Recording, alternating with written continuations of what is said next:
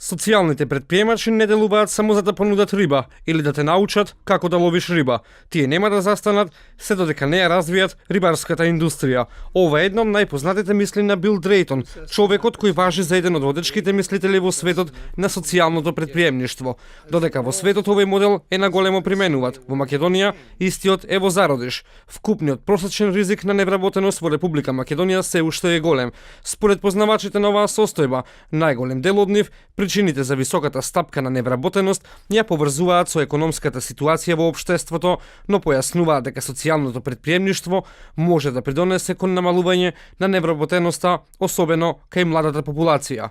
Фикрија Таир, која е дел од алумни групата на граѓанското здружение Рома Верзитас, вели дека моделот на социјалното претприемништво е добра основа за да се помогне на социјално ранливите категории на граѓани, особено за младите, но и дека е модел кој може да помогне при намалување на невработеноста.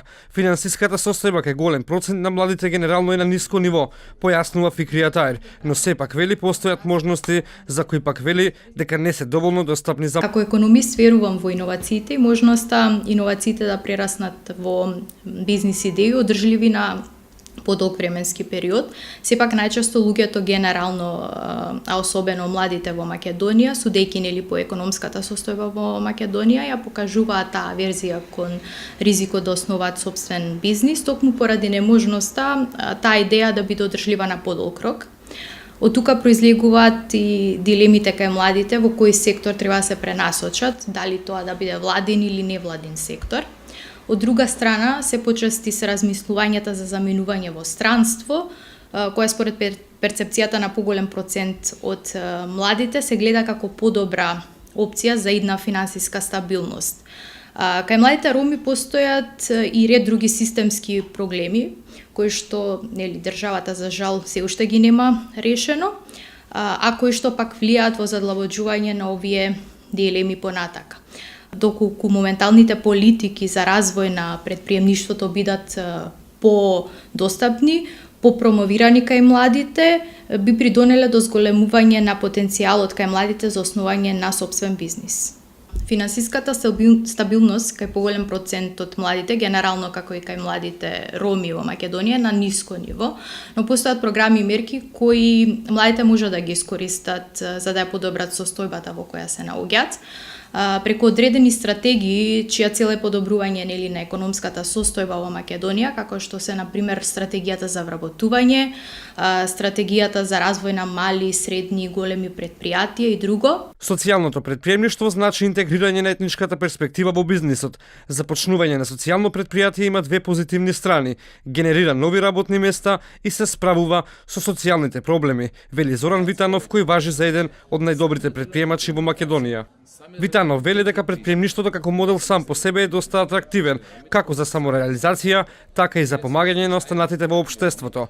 Раскажува дека многу млад започнал да се занимава со претприемништво, но за да се успее вели потребна е многу посветеност, истрајност, жртвување на сопственото време, а клучот на успехот го лоцира во уникатноста да се остане издржлив. Вели образованието е клучно за младите, но дека македонскиот образовен систем не им дозволува на младите да станат иновативни и компетентни, особено на пазарот на трудот.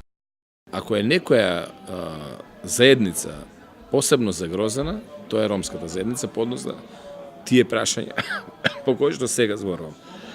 Тука влијае повторно системот на образование како и за сите, но влијае малку и културата. Освен учителите, нас не оформуваат и родителите. И ако детето расте во средина кај што родителите немаат амбиции, престануваат амбициите и на детето. Или кај што имаат мали, ситни амбиции, и детето се задоволува со исто такви мали и ситни амбиции.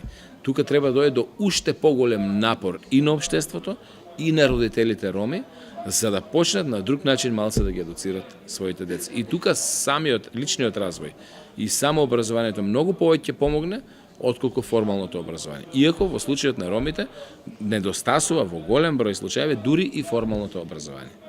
Што значи дека, знаете како викат претприемачите, вие сте просек од 5 луѓе со кои што најмногу си го поминувате времето.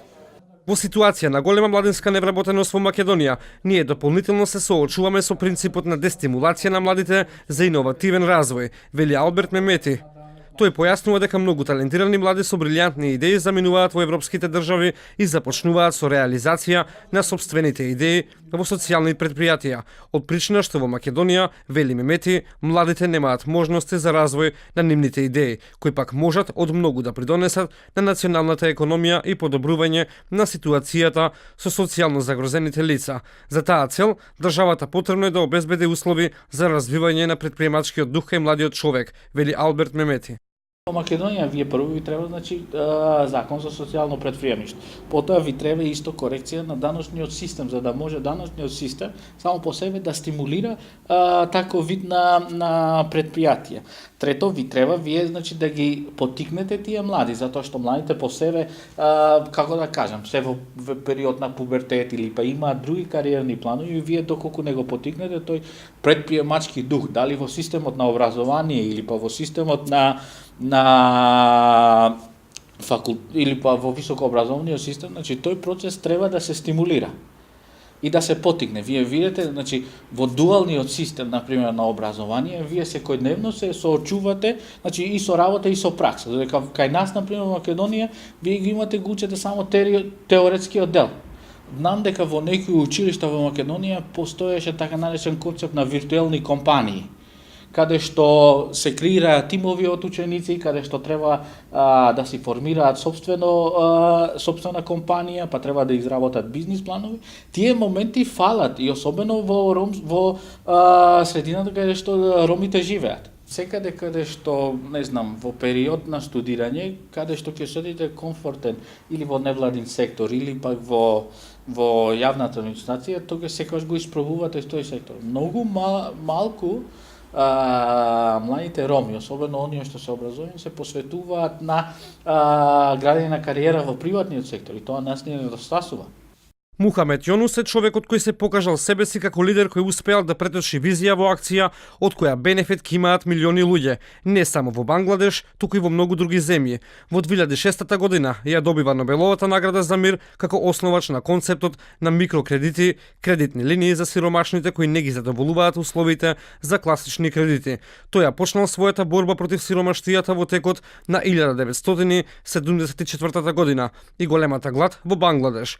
Открил дека малите кредити можат многу да го подобрат преживувањето на најсиромашните. На тој начин, Нобеловецот Јунус докажал дека социјалното претприемништво како модел се занимава со препознавање и решавање на социјалните проблеми, како што се социјалната исклученост, сиромаштија, невработеност и дискриминација. Во Република Македонија концептот на социјално претприемништво е препознатлив во деловниот сектор, а несомнено се уште во раните почетоци, имајќи само неколку примери на успешни приказни, кои треба да послужат како поттик и охрабрување за останатите.